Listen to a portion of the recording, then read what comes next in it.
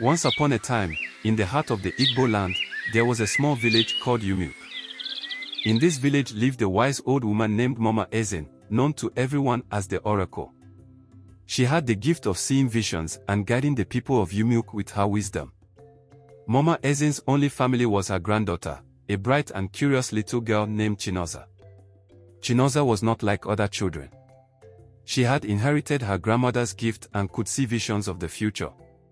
Her friends often wondered why she sometimes seemed lost in thought, staring into the distance. They didn't know that she was seeing things they couldn't. One sunny morning, as Chinoza was fetching water from the stream, she had a powerful vision. She saw the Igwe, the king of their village, surrounded by men with evil intentions. These men pretended to be his loyal friends, but they were plotting to harm him. Chinoza knew she had to do something, but she was just a little girl. Who would believe her? When she got home, she rushed to her grandmother and told her everything she had seen.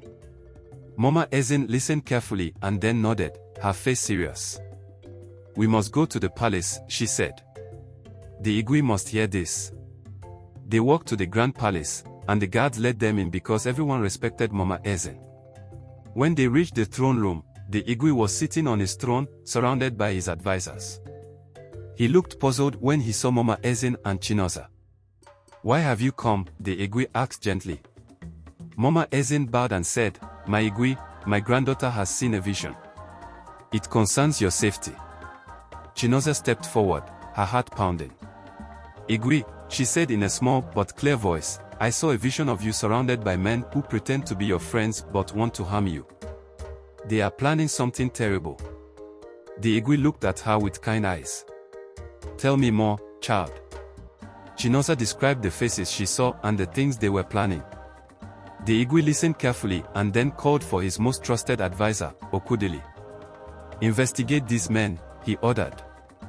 "If what the child says is true, we must act quickly." Okudili nodded and left to carry out the Igwe's orders. Days passed, and the whole village buzzed with whispers about the little girl with visions. Some believed her, while others were doubtful. One evening, Okudili returned with news.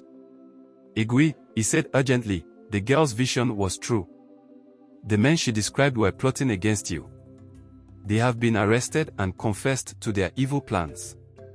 The Igwe was astonished and grateful.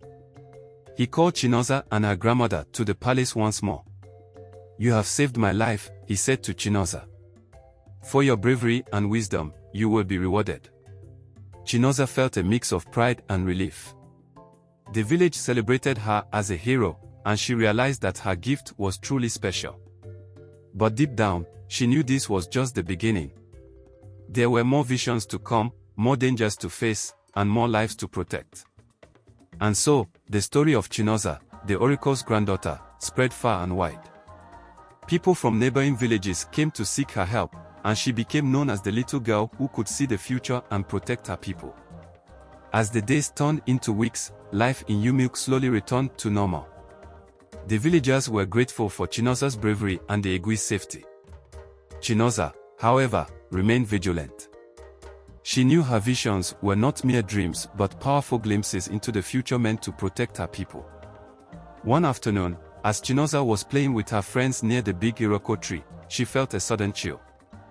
The world around her seemed to fade, and she was drawn into another vision. This time, she saw a dark forest with strange shadows moving swiftly between the trees. She saw a group of masked figures gathered around a fire, whispering in hushed tones.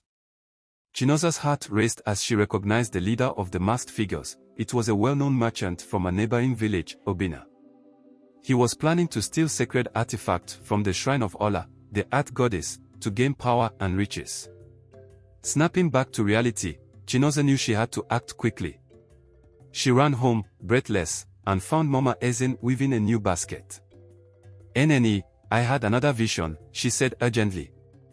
Mama Ezen looked up, her eyes filled with concern.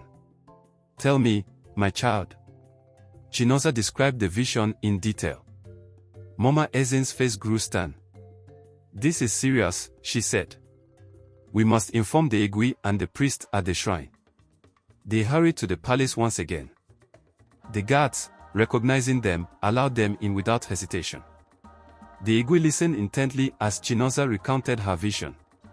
Obinna has always seemed like a trustworthy man, the Igwe mused. But if what you say is true, we must stop him. The Igwe summoned the high priest of Ola and explained the situation. The high priest, an elderly man with a long white beard, nodded gravely. We must protect the shrine, he said. If the sacred artifacts are stolen, our village will suffer greatly. A plan was quickly devised. The Igwe ordered his warriors to guard the shrine, while the high priest prepared special charms to ward off evil. That night, the villagers stayed awake, their hearts filled with anxiety. As the moon rose high in the sky, Obinna and his masked followers crept towards the shrine. They moved silently, confident in their plan. But as they approached the sacred grounds, they were met with fierce resistance. The warriors, hidden in the shadows, sprang into action, capturing the intruders. Obinna tried to flee, but Chinoza, who had insisted on being there, stepped forward. Your plans have failed, she said boldly. You cannot escape the justice of the gods. Obinna, realizing he was caught, dropped to his knees and begged for mercy. The Igwe, who had been watching from a distance, stepped forward. You have betrayed our trust and endangered our village, he said sternly. You will face the consequences of your actions. The next morning, the entire village gathered to witness the punishment of Obinna and his followers. The Igwe praised Chinoza once more for her courage and wisdom. Thanks to you, our sacred artifacts are safe, and our village is protected, he said. Your visions are a blessing to us all.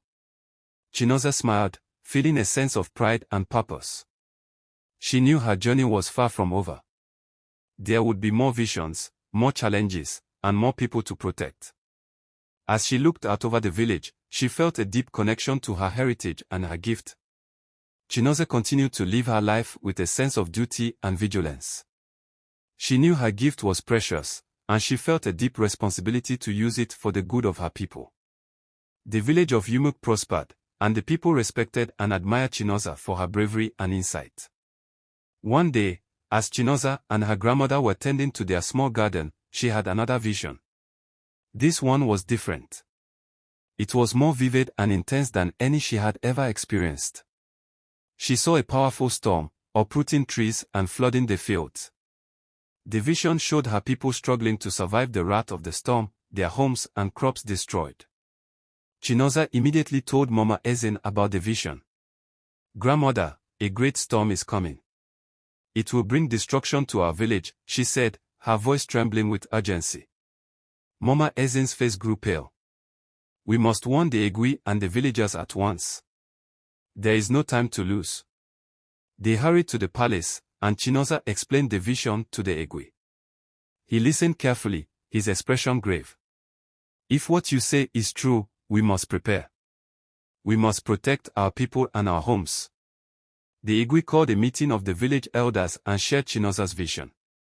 The elders debated the best course of action, and it was decided that everyone would work together to strengthen their homes, secure their crops, and gather supplies.